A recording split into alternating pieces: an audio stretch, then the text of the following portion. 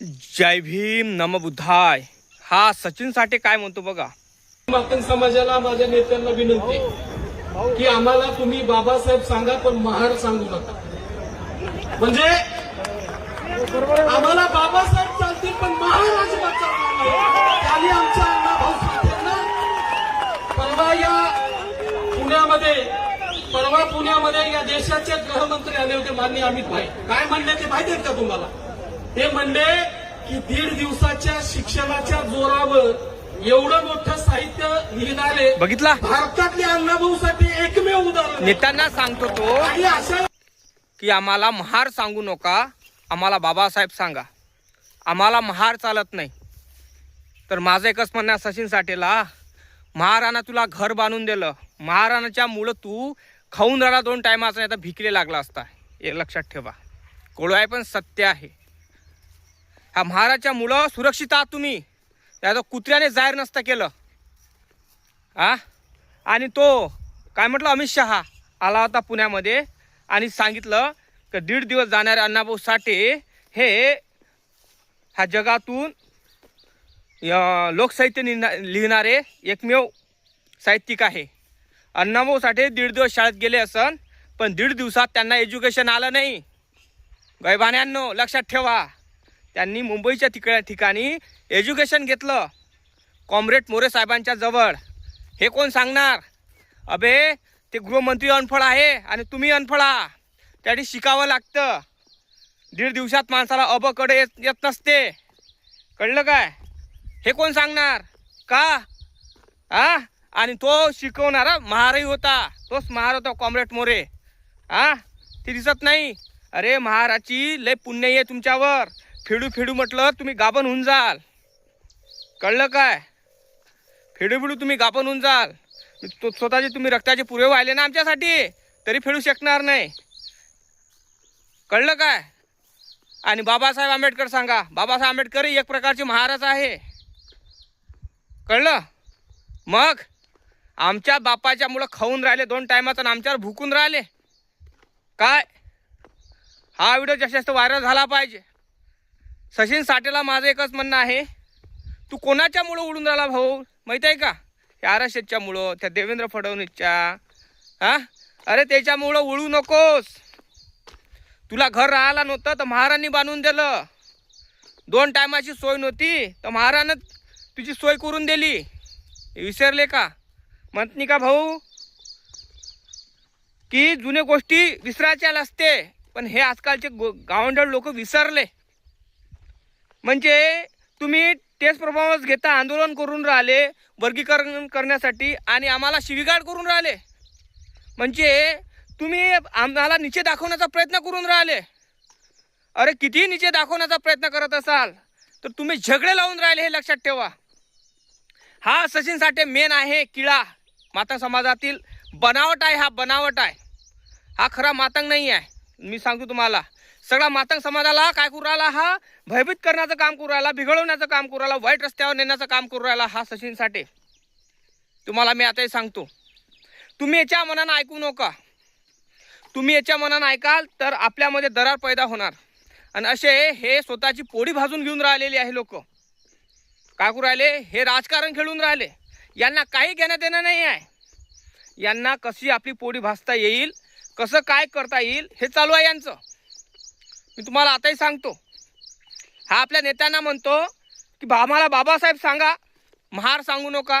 आम्हाला महाराचं काही घेणं देणं नाही. आम्हाला महार चालत नाही. महारानं दिलेलं सगळ्या गोष्टी चालते.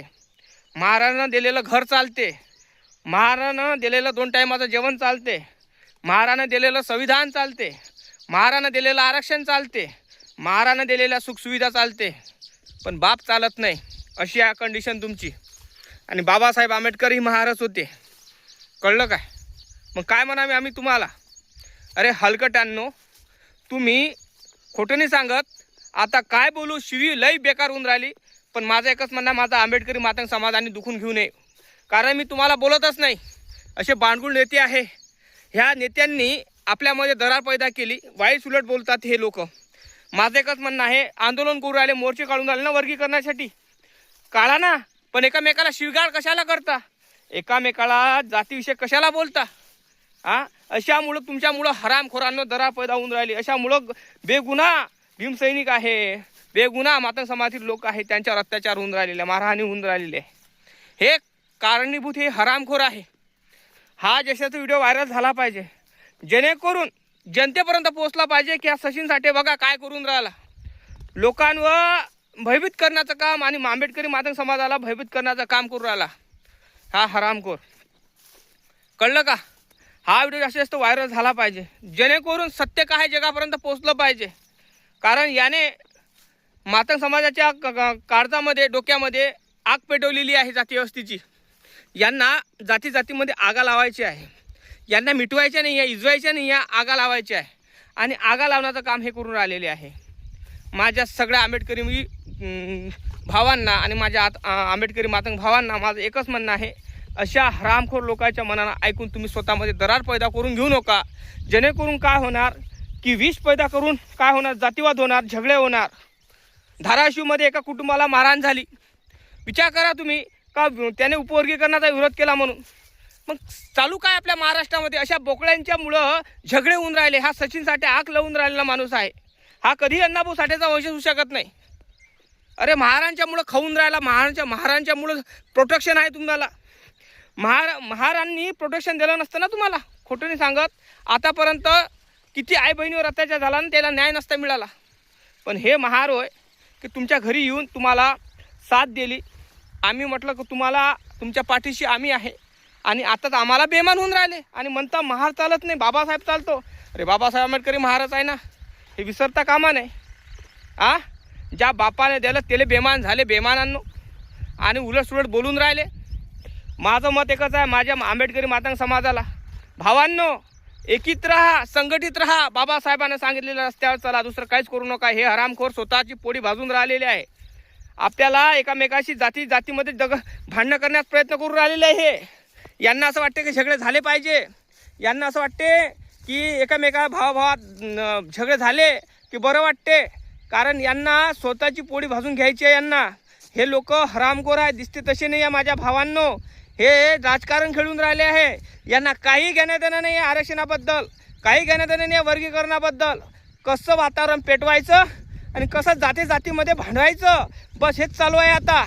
हात जोड विनंती करतो माझ्या भावांनो, याच्या नादी लागून तुम्ही स्वतःचं अस्तित्व खराब करू नका. कारण हे हरामखोर लोक, हे काही मातंग समाजाची लोक आहे, RSSच्या संघ मिळून यांना RSS यांना धमकून राहिले, यांच्या याच्यात विष घालून राहिले. ह्या कारणामुळे हे आपला जातीवाद होऊन राहिला महाराष्ट्रात. हे लोक आंदोलन करण्यासाठी टेस्ट शो करतात ना, त्या टेस्ट शोमध्ये एकमेकाच्या जातीला ट्रोल करून राहिलेले आहे. सरकारला बोलायचं ना तर सरकारला बोलत नाही आहे, हे बोलतात जातीला. आणि कोण्या जातीला? बौद्ध जातीला शिवीगाळ करतात, वाईट सुलट बोलतात.